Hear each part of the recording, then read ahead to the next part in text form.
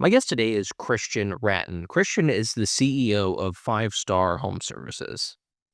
The company is really interesting because they focus a lot on second chance employment and giving some of their profit back to those efforts. Christian himself has a really unique story too, where he was homeless and had a substance abuse problem. In this episode, we talk about a lot of things from his story to why the company does what it does. We also talk about private equity in the space and the future of Columbus. All that and more on this chronicle of the Columbus Chronicle.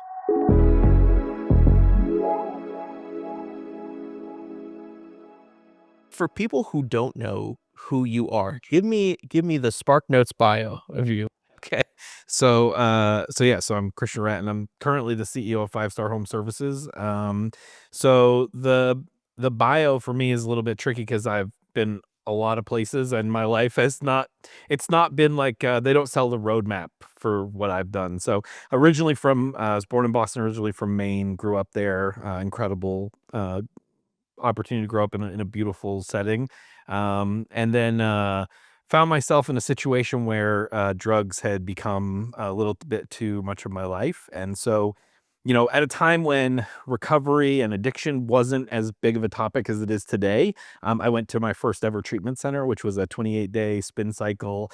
And my insurance cut off after 24 days, and they basically gave me an attaboy and good luck and headed on out with very little understanding. But now the solution to my problem had been removed. And so I've found myself floating through life, not really sure what to do. Ended up back at my parents' house. And at this point I was married. I had multiple children and I was on my way to not being married.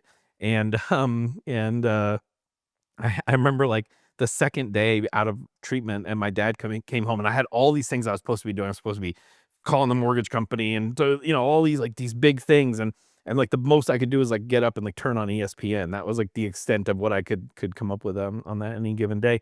And my dad would go home and be like, "What did you accomplish today?" I'm just so overwhelmed, and so I ran.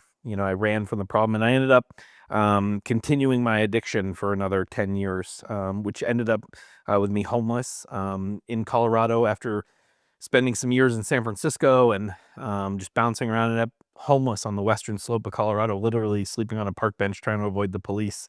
And through a crazy set of circumstances, I ended up back in a detox in San Francisco and ended up in a long-term treatment center called the Salvation Army Adult Rehabilitation Center, which is a 6-month work program where there's no there's no therapy day one. Day one therapy was you wake up at 5 a.m., you go eat powdered eggs, you do a 15-minute devotional, and then you're out on the dock unloading the trucks that they picked up the donations from the day before. That place saved my life. I fought every step of the way. I hated it. And I can tell you more stories about that. But basically, I finally found recovery and found some incredible people who walked me down a path and led me to a power greater than myself that solved my problem.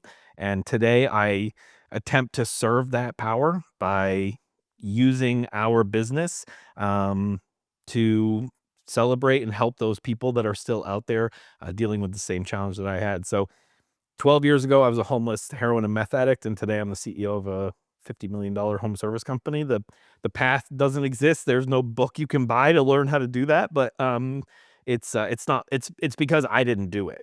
God did it. God stepped into my life and removed a problem from me that I couldn't remove, that I had spent my entire life trying to remove. And so it's literally my greatest joy every single day that I get to go out and just try to serve and try to help people in that space. Wow. And that makes a lot of sense with the things you guys are doing now, which I definitely want to touch on Yep. with the work you all are doing. But I would love to talk a little bit more about your life. I want to talk about how you got here to Columbus through that journey. But before that, what was that moment that for you that it kind of clicked? Because I've talked to a lot of people who have gone through addiction treatment or recovery center. And for some of them, they've said there's a specific moment they can recall that it clicked for them, that Yep. this is the path. Do you have one of those moments? So I do and I don't. I do, but it only after reflection. And there's really two moments. So the first moment was I had been doing some landscaping work for my meth dealer. So he would pay me in meth.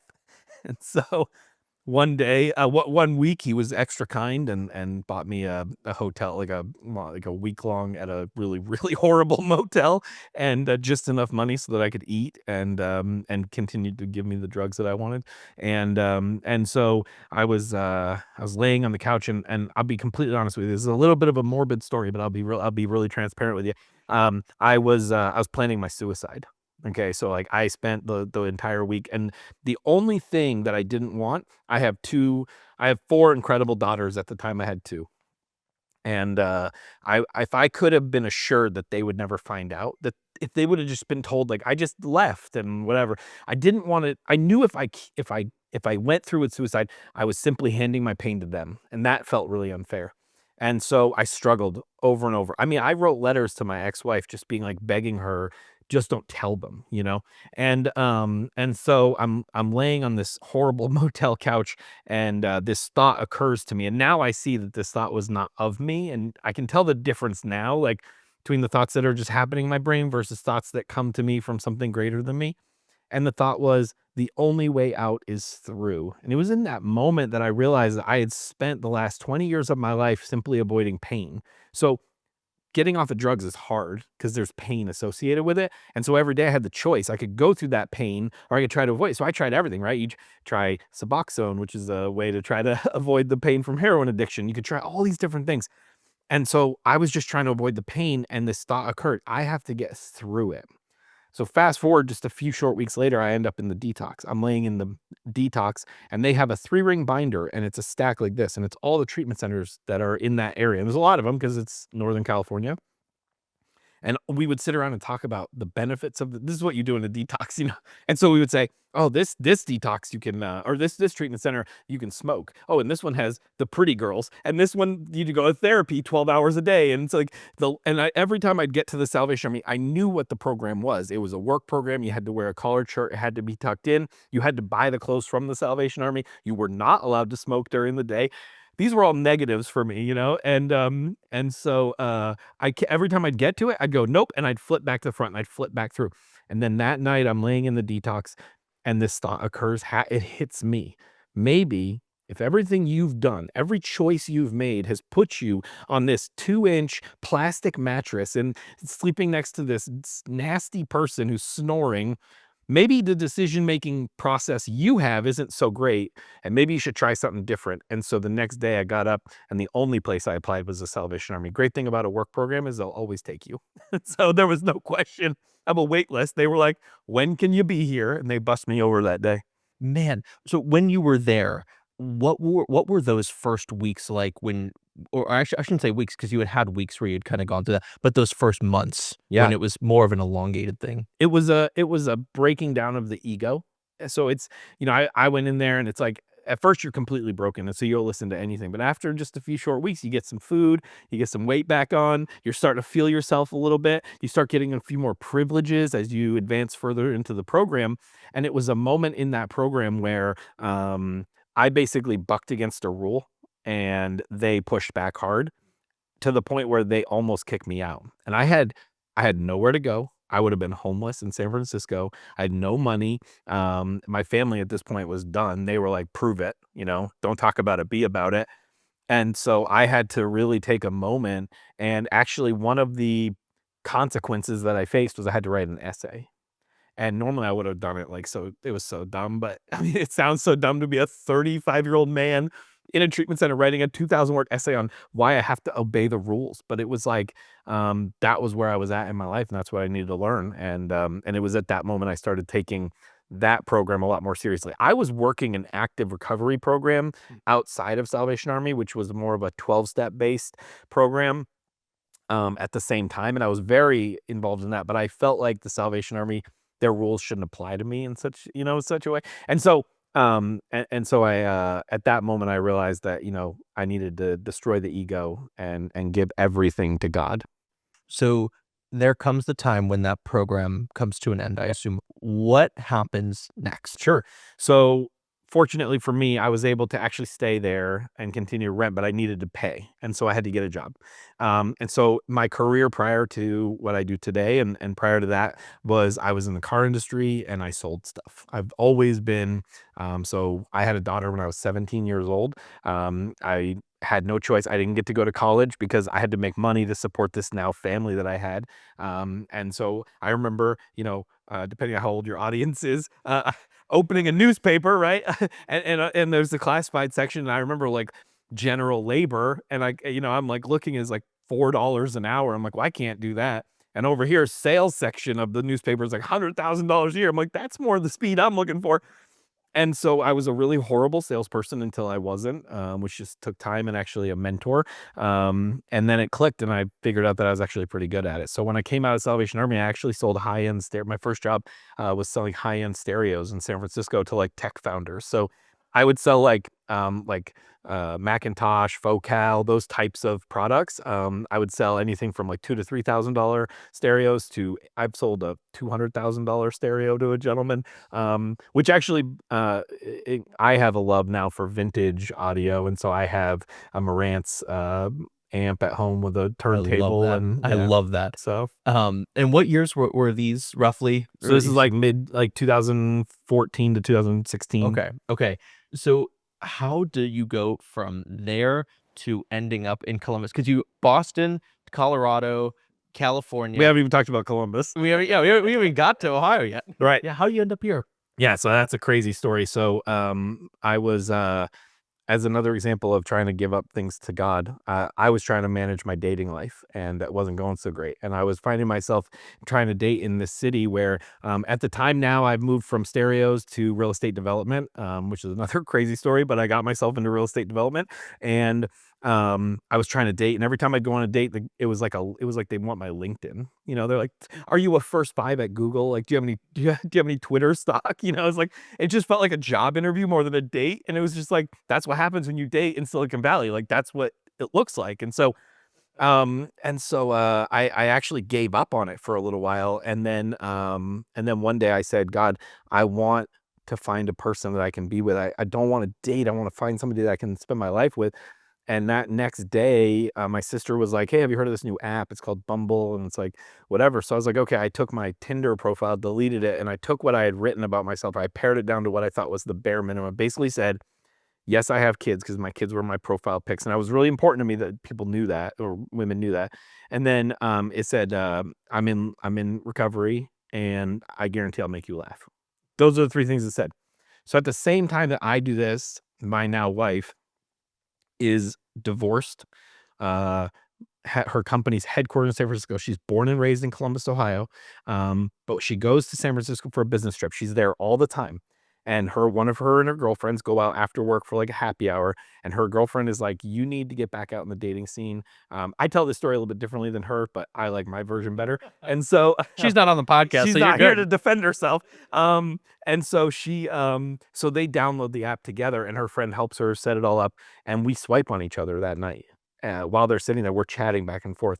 And the first thing we bonded over was our love of 80s movies, specifically the movie Rad, which is a fantastic BMX movie that they actually put back in the theater, and we went and saw it together. And so we planned to meet up the next day. Well, we'd only had a few conversations, so we met up at a place, and it was a bar that was set like below the street level. So you walk down into it's an old jazz club, and I'm standing at the bottom, and I look up and I see her, and I go, "Oh, I'm gonna marry her." Like I just knew. And she'll tell the story. She says she's walking downstairs. She goes, "Oh, there he is." And it's like, it just felt perfect right away.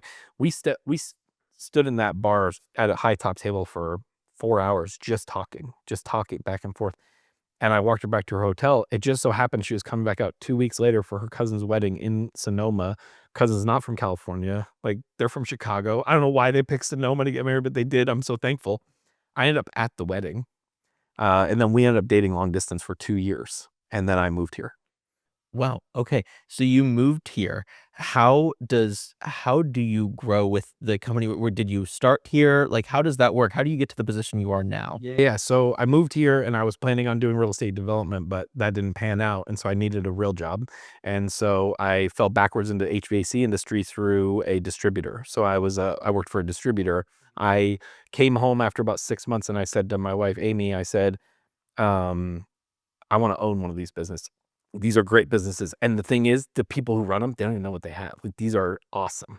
And I said, I'm going to do 2 years total on the distributor side because I want to learn that side of the world. And then I'm going to flip. Now, I'd already had contractors coming to me and being like, hey, I'll give you 20% equity if you come help me run it or whatever. And I was like, I'm just going to wait for that right situation to pop up.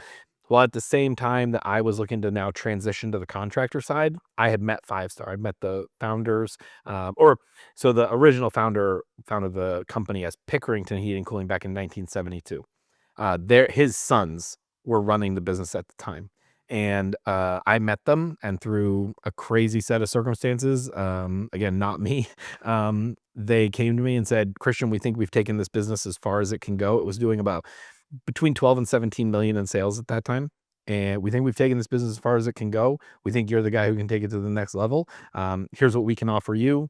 Here's what we'd like to do. And it ticked all the boxes for me of getting to run an organization, which is what I wanted to do. One day I just came home and told my wife, I think I want to be the CEO of a company. No college experience. Like, my job is selling things. She's like, really? And her company is 80,000 people. So when she thinks of a CEO, it's like, wait, a CEO. And I'm like, yeah, I don't know why. It's been put on me that I want to do that. And this gave me the opportunity to do that. Awesome.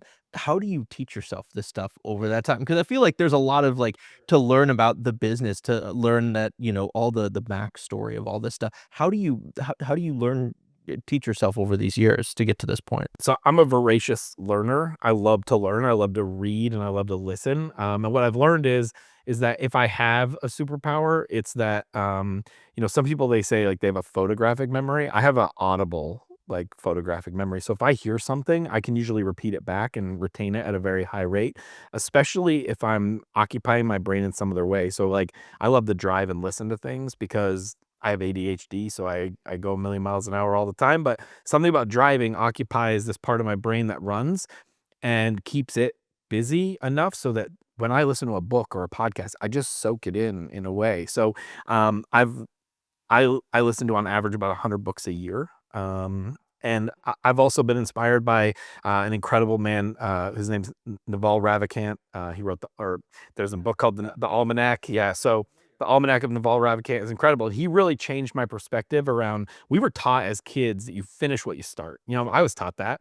And so you pick up a book. Well, if that book doesn't grab you, you put it on your nightstand, you just walk by it for 6 months because you can't start another book because you haven't finished that one. That's like ingrained in us. And he was like, stop doing that. If it's not grabbing you, skip 100 pages. And if you don't like it, put it down, pick up another book. So at any given time, I'll have like 10 or 12 books going, and whatever's got my attention that moment, I read. That's what I listen to, or that's what I read. And that's such good advice for like a higher career sense too. Like if you're doing something you don't like, just you don't have to spend 20 years doing it. You can jump Do around. something else. Yeah, yeah. I mean, I've had like 9 different careers, it's like, and none of them made sense. But what's crazy is as I became the CEO of this and I didn't become the CEO, I stepped in 4 years ago. I was the director of business development. Then I was VP of business development. Then I was the president. I've been the CEO for almost 2 years. Yeah, but still looking back over the course of the past couple decades, like that's huge. The other thing I will say is like one thing that I think you have to be good at to be in the position I'm in is you have to be good at relationships. You also have to see the gray in a lot of situations. I find it very difficult to live in the black or the white. It just doesn't work for me. And so being a drug addict has actually set me up to do this really well because you have to be a very resourceful person to stay out in that lifestyle for that long. And I wasn't the kind of drug addict who just sat on the sidewalk. I went to work every day. Like I was hiding this from people, but I was doing the work that I needed to do until the very, very end, the last year, when I finally gave it all up. You learn a lot of lessons of just how to overcome challenging situations. And then here's the thing: at the end of the day, running a business is a pretty simple thing, but it's an emotional thing. Um, when you faced death the way that I've faced it, when you face those types of things, it's like the P&L just isn't that scary, if that makes sense. Yeah. That makes total sense. I wanna talk, a little bit about the business, because one of the things I really like is second chance employer, Yeah. very clear, and then the profit on purpose. Talk to me about the importance of the second chance employment and the profit on purpose. Yeah, so second chance employment was born out of something where there's both the owners of Five Star, and we have multiple, but the two primary owners, who again are the sons of the founder, are also in long-term recovery. And so at some point, and they bounced in and out of this business throughout their entire life. And to tell a real quick story, so there's actually four children in the family, and when the oldest son, the oldest child, was 18 years old, on his way to Ohio State for a soccer scholarship, he actually came home and died of an overdose huffing refrigerant. So the same product that was putting food on their table killed their son. Okay, so that had a massive impact on both the boys, and they both went on kind of journeys to discover, themselves, and to try to fight these demons, and ultimately find their own faith, and their own long-term recovery. And so, at some point in the journey, one of them was going to a place in Columbus called the Refuge, which is a fantastic treatment center that does great things in the community. And he was going there on like Parents' Day and explaining like what's it look like to come out of recovery and all that stuff. And one of the guys reached out and said, "Hey, I want to come to work for you." And his reaction was, "Can't hire a drug addict." It's like, hang on, you're a drug addict. What do you mean you can't hire him? And so he became the first second chance employee. And so a lot of now, looking back, if you were to step into Five Star now, it looks like we've got all this figured out with second chance. It's only through a process that we've gone through of just kind of like learning on the fly, trying it. Because we're all very involved in the recovery community, naturally people from that community are coming to us. We know a lot of people. You obviously hire people that you know and that you like spending time with a lot of times. And so that's kind of the foundation of where it started. When I got there, we just wanted to professionalize it a little bit. And so what that looks like is partnerships with treatment centers. And really what it looks like is a willingness to give somebody a chance that other people are overlooking. And from a business perspective, if you think about it, the majority of people in my space, they only look for employees in two different places. Either they look at my company, right, or their competition, or they try to go to high school and convince somebody that being in the trades is a great job. You know what I mean? But there's this entire pool of people over here that they're just walking right past. And here's the crazy thing. When you're the person who gives that person that second chance, man, do they become sticky to your organization. And man, do they love that culture. Now, let's say 50 to 60% of our employee base is second chance. Now you have this other 40 to 50% that are not. Okay, well, how does this impact them? Well, now they have a purpose every day, because now they're working alongside somebody who's literally changing their lives. And it's more than just making money. And so that leads me into profit on purpose. So why do we say profit on purpose? Because you even said it, profit for purpose. I always joke that we could call it profit for purpose, but if you want to market this, poof doesn't have the same element as pop, right? And so, but we say we profit on purpose. And what that means is we are a profitable organization. We seek profit with a purpose. Profit's not a dirty word at Five Star. We have to make money, right? But it's what we do with it that's different. So in our space, and actually I listened to your episode about private equity and kicking them out of the real estate. And I love that because I'm a kind of an anti-private equity guy myself. I think there's a lot of people that are. I love to hear that because there's so much of it in our space right now. And I would encourage, like, this is what I always want to encourage our homeowners who are our customers is like, you may not realize it, but when you do business with private equity, the money that you're paying them doesn't stay in Columbus and help us.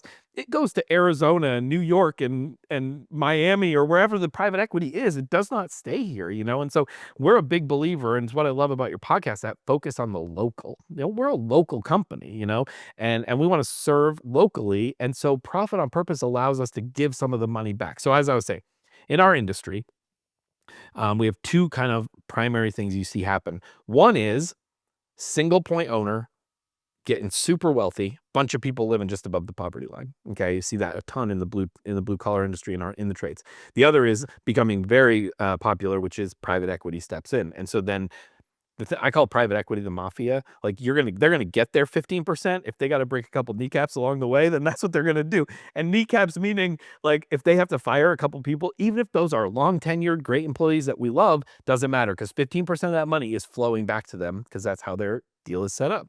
And so what does profit on purpose allow us to do? It allows us to take 10% of the profit that we make and give it back to things in the community that matter to us. And so what that does for us as an organization, it gives us a purpose beyond just making money. We make money so we can go serve.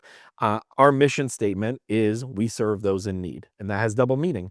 We serve the customer who has a need from HVAC, plumbing, electrical in their home. And then we take a portion of that proceed and we go out in the community. The majority of our giving does tend to lean into the recovery space because that's our passion. However, we also support a nonprofit that is called Way to Battle, which gives battle pups to kids battling cancer or other hardships. And we also are part of a big supporter of the Columbus Blue Jackets Foundation. So we are diversified, but 60 to 70% of the money is flowing towards that type of recovery base. That I love that sort of program where it's really community based.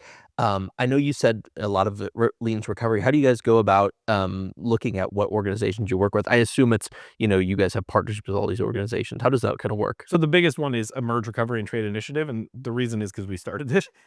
So Emerge is a nonprofit that we founded through the founders of Five Star and one other gentleman who's not part of our network, but is a very close friend of ours, all in long-term recovery. So the Emerge Recovery and Trade Initiative is an amazing thing. It's happening in Xenia, Ohio. We bought the old Greene County Career Center, and we transformed it and are transforming it into an ecosystem of, I call it like an intersection of recovery, commerce, community, and faith. So what it is there's an active treatment center on site, and I always say it's just like any other treatment center. I think it's way better than most treatment centers. So we have an active treatment center on site where people can get all the counseling services, all the life skills services that they need, the time that they need to get away from drugs and alcohol.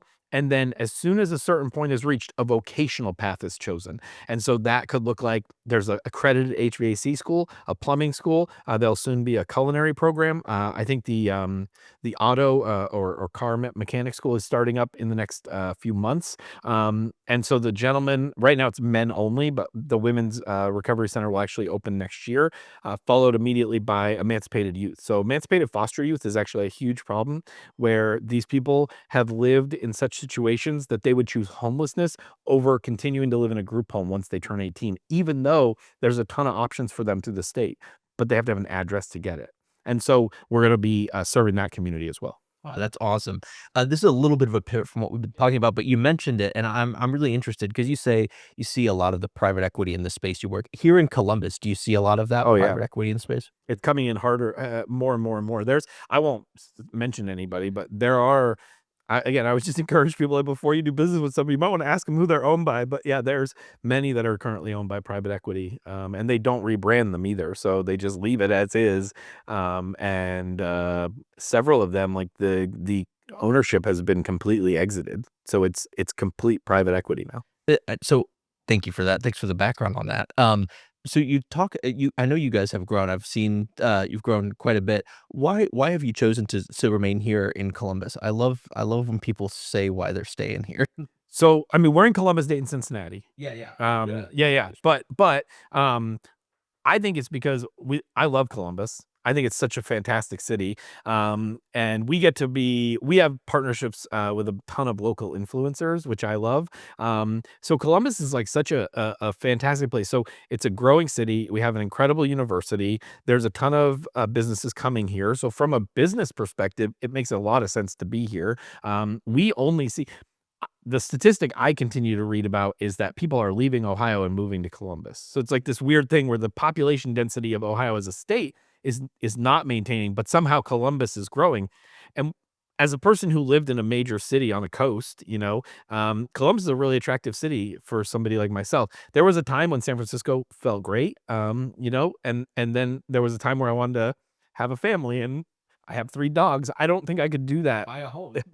Own a house would be nice. And so I think Columbus just gives people that. And then, like I said, just to wrap up the story with my wife, like I think the reason that I ultimately it works is because she's got that Midwest down home value set, and I'm from New England. I think we have similar values, New England and the Midwest. And I was just missing that. I was just missing that community element. And I mean, she jokes like I'm obviously an extrovert. Everywhere we go, I make friends. I know. And so like I love that I can go to restaurants and like just spark up a conversation with the people next to me and like usually be friends by the time we're done. So Um, I wanna kinda ask, as you've mentioned religion, through this, when did you kind of find your faith? sure. So, and my faith journey is still ongoing. I don't know if that'll ever end. And I pushed against organized faith for a long time, even in recovery, even early recovery. I'll give credit to some of the people at Five Star for continuing to push me towards a relationship, with Jesus, because that truly has changed so many things for me. But through a process of recovery, I had to recognize that I didn't have the power to overcome the challenges that I had. And then what happened was it was I'm the educational variety. So William James wrote a book, Varieties of Religious Experiences, and so I would be the educational variety. So what I needed to do was I needed to be in a situation where I'm banging my head against the wall with the situation for a while, and then one day I get tired of banging my head against that wall, and I go, "Hey God, could you take this?" And then I step away, and then the problem gets solved. And that would build a little bit of faith, and then I did it again and again and again, and now I wake up in the morning and I simply say, "Put me where you want me and open my eyes when I get there." Because we sleepwalk through life, right? I mean, we're on autopilot so much, or we have so many other things going on. And, I have teenage daughters at home and I have a wife and I have 3 dogs and I have a business to run, all these things. It's like, but there's moments where if you're paying attention, God's put you in a spot where you can help the person across from you. And maybe you don't get to see the result, like so often, especially in recovery, where you're talking to people in early recovery, you want that instant gratification of like, I want to say something to you. I want it to make an impact and I want you to stop using drugs right now. But it might be 6 years from now on a motel couch that plays back in your mind, and I'm never gonna see it, but I'm gonna continue to show up and try to serve in that way. The sleepwalking through life thing, I've never heard it put that way, and I really I enjoy that perspective a lot. A few more questions, and then I'll leave it for you to any plugs you wanna give. I always ask these 2 questions, but the first one is, when you look at the future of Columbus, what excites you? What concerns you?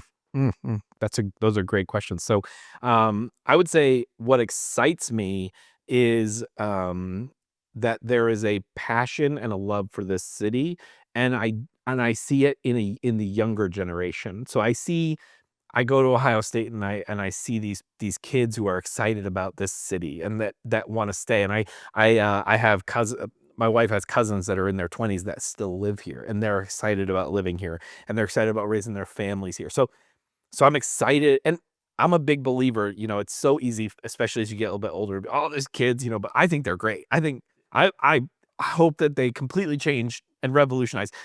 I'm not from here. Every time we go to the short north, my wife says, "Oh my god, it looks so different." I don't care if we were there 2 weeks ago. She's like, "Oh my god, it looks so different." And she's like, "Christian, you would not believe it. That building wasn't here, and that building," and it's like, "Oh yeah." So I love that we're continuing to expand on our infrastructure. I love that we're continuing to um uh to to to grow this and to encourage businesses to come here. I'd say I'm gonna give you 2 answers to the second question, and one is gonna be kind of a joke. So, what scares me is can we please lower the rent for restaurants so we can encourage more better chefs to come here? And, like, can we become, like, the next Charleston or Nashville? Like, we need more chefs in this city. Like, we have BJ Lieberman is incredible, and Avishar is incredible, but, like, if we keep the rents on the restaurants too high, they're not gonna wanna come here. We need these young guys off Top Chef to wanna come to Columbus and make this the greatest food city there is. But in actuality, I think, I I get nervous, like, when I hear things, like, about Intel and, like, this second outer belt and, like, I don't know, I feel like, we wanna be careful about who we invite, and we wanna be a little bit picky. There's 2 ways you can look at this type of thing. It's like we can be Subway or Chick-fil-A. So, like, anybody with $1 million in liquid assets and a willingness to follow the guidelines can have a Subway franchise. They don't care any like, I don't know they run a background check, you know what I mean? It's like, "You got the money, here you go." Like, Whereas Chick-fil-A is like, you gotta tick these boxes, and you really have to prove it to us that you're gonna be here and you're gonna do it the right way. And I would love to see Columbus stay Columbus and not give up the soul of what it is. I agree, like a growing on purpose, like have a purpose behind it, not just invite anyone Right. when it comes to those yeah, who yeah, no, I definitely, 'Cause we have to grow. We have to grow. totally. And I'm not saying Intel is good, bad, or not. I don't really honestly, I don't even follow it enough to give an opinion on it. When I heard about it, I was like, "Well, that's exciting for us because it's a lot more houses." But, is it the right thing for this community, and is it the right thing for our city? You're also, I have to note, the second person in, like, the span of a week to shout out, Chef Avishar and BJ Oh, Lieberman really? on the pod. Yeah, they're doing great things, and I think BJ's actually coming on here in the near future, which I'm So excited. he's such a nice guy. So I've we, never met him. okay, I've met him a couple times very briefly. Jordan Posner, who is Midwest Food Fest, she was our first ever influencer. She's actually our neighbor and longtime five-star customer, and she was so sweet to do a giveaway with Chapman's before it closed.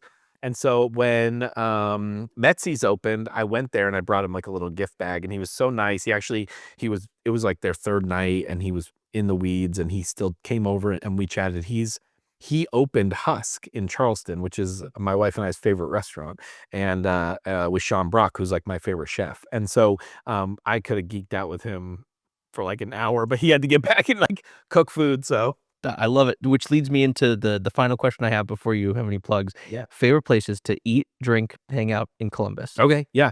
So I live in New Albany. And so I would say favorite places to eat. It's so hard because I actually have a lot of them. But I would say right now, we go to Hudson 29 a lot. It's near our house. It's very easy and convenient. It's a great date night spot for my wife and I. Sexton's Pizza and Sexton's Burger Bar are like right around the corner from me. Both are excellent. Let's say favorite place to hang out. So recently discovered like in the neighborhood here, like in the Franklinton area, like that Brewdog area with the breweries, and the new Junto Hotel. Super cool place to hang out. We're actually going to the Nightlight tonight, which is right over there. Yeah, I'd say that's probably where we spend most of our time. I can dig it. Yeah. Where can people find you? Give the plug. Yeah. So, Five Star Home Services, you can find us all over social media. Our team does an incredible job. Like I said, it's a big focus for us. Social media, obviously, justcall5star.com is how you would actually get in touch with us from a service perspective. So if you need HVAC, plumbing, or electrical services, you go to justcall5star.com. I'm not like a big socials guy. Marketing team is trying to get me, I think, more active on LinkedIn, which is why we were shooting content on the way in. But yeah, I'm on LinkedIn, and I also sit on the board for the Emerge Recovery and Trade Initiative. It's a real passion project of mine. Cool. So, Christian, thanks so much for coming on. thank you. I appreciate it. Yeah.